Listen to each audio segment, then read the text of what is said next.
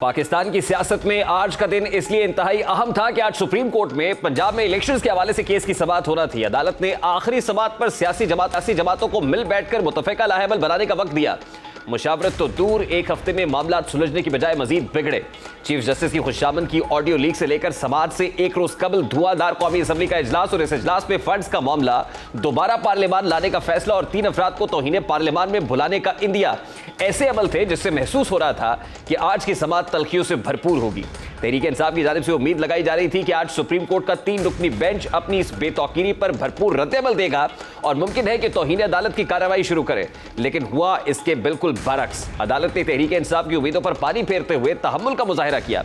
पूरी समाअत के दौरान 2 मोअज़्ज़ज़ जज साहिबान की जानिब से मुकम्मल खामोशी रही और चीफ जस्टिस की जानिब से ये रिमार्क सामने आए कि अदालत मुज़ाकरात पर मजबूर नहीं कर सकती, सिर्फ आइन पर अमल चाहती है।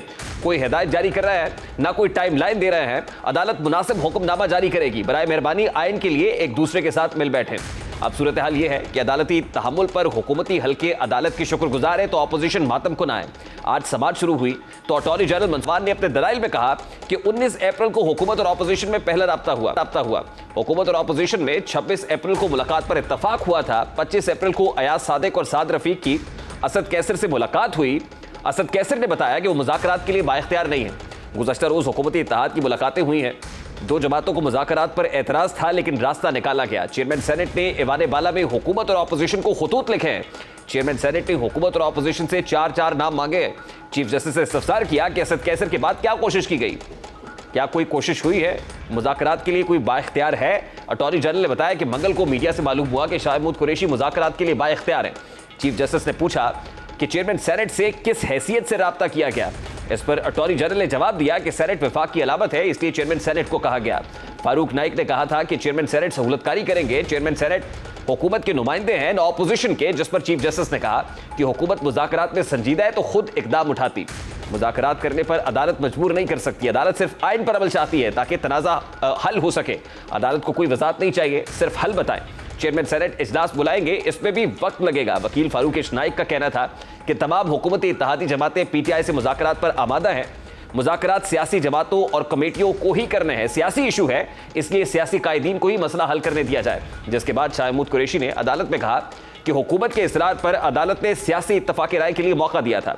पीडीएम में आज भी मुज़ाकरात पर इत्तफाक़ राय नहीं है। अदालती हुक्म को पीटीआई ने संजीदगी से लिया। हुकूमत आइन से इन्हिराफ करना चाह रही है। हुकूमत ने कहा था कि वो मुशावरत के बाद तजवीज़ देगी, लेकिन यहाँ कोई तजवीज़ नहीं आई। शाह महमूद कुरैशी ने कहा कि तहरीक इंसाफ से कोई राब्ता नहीं किया गया। पीटीआई ने मुझे, फवाद चौधरी और अली जफर को मुज़ाकरात के लिए नामजद किया था। असद कैसर ने हुकूमत को मुझसे राब्ता करने का कहा, आज तक मुझसे किसी ने राब्ता नहीं किया।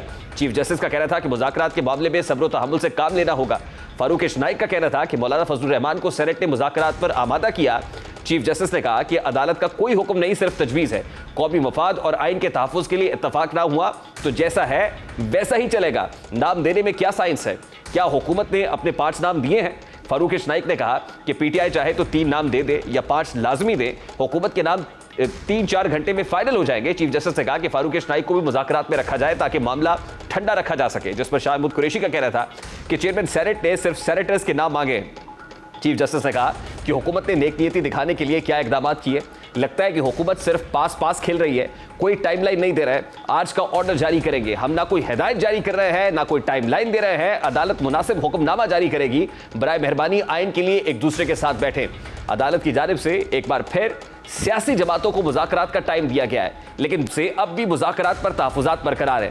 तहरीक इंसाफ और उनके इत्तेहादियों को अब भी लगता है कि मुज़ाकरात सिर्फ लॉलीपॉप है और टाइम गुजारने का एक जरिया है। इलेक्शंस के हवाले से फैसला अब चौक चौराहों में होगा। शेख रशीद ने अदालती समाअत के बाद मीडिया से गुफ्तगू करते हुए क्या कहा, जरा उसकी एक झलक आपके सामने रखता है।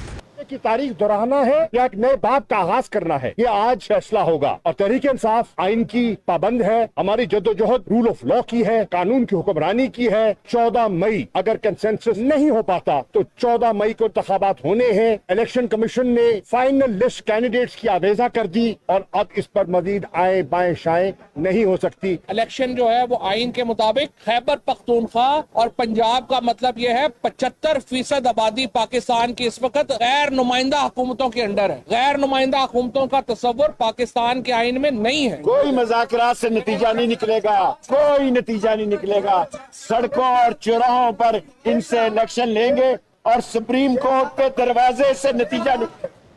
शेख रशीद सड़कों, चौकों और चौराहों की बात कर रहे हैं। फवाद चौधरी और शाह महमूद कुरैशी की गुफ्तगू भी आपने सुनी। पिछली बार भी अदालत की जानिब से सियासी जमातों को मुज़ाकरात करने पर पीडीएम सरबराह मौलाना फजलुर रहमान की जानिब से सख्त एतराज़ात सामने आए थे। आज फिर जब अदलिया की जानिब से मुज़ाकरात का कहा गया तो मौलाना फजलुर रहमान ने अदालत के तहम्मुल की तारीफ तो की, लेकिन मुज़ाकरात पर सख्त एतराज़ात उठाए और कहा कि मुज़ाकरात पर किसी भी किस्म के दबाव से इनकार करते हैं। सुप्रीम ने सुने बिना हमारा फैसला यकतरफा किया है, इसलिए तहरीक इंसाफ से किसी भी फॉरम पर मुज़ाकरात नहीं किए जाएंगे।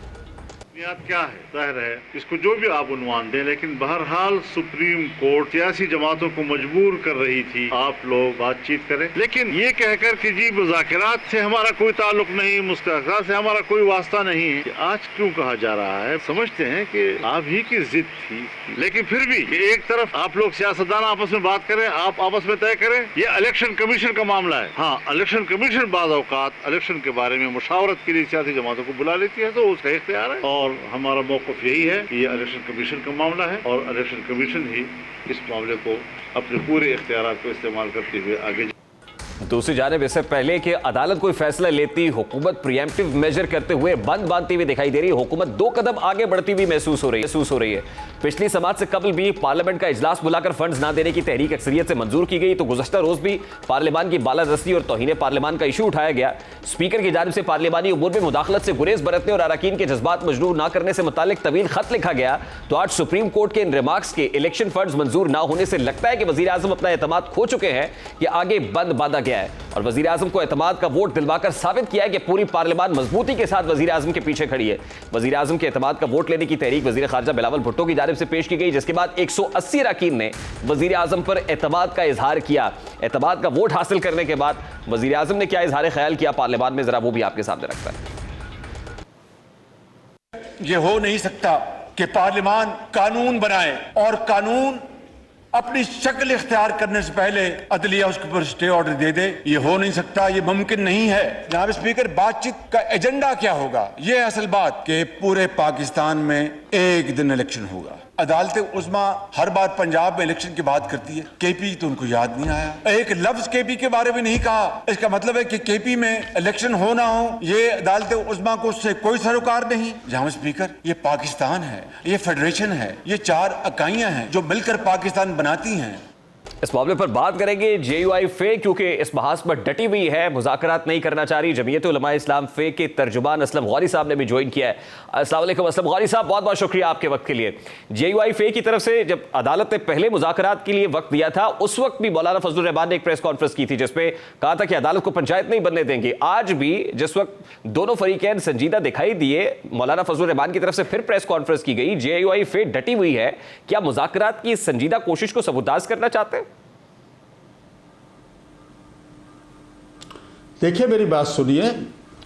जमीयत उलमा इस्लाम की मजलिस आम मरकज़ी मजलिस आमला का इजलास 2 दिन से जारी है। इस्लामाबाद में कल भी हुआ था और आज भी हुआ था। आज की प्रेस कॉन्फ्रेंस उसी सिलसिले में मौलाना साहब ने उसके फैसलों का ऐलान किया था।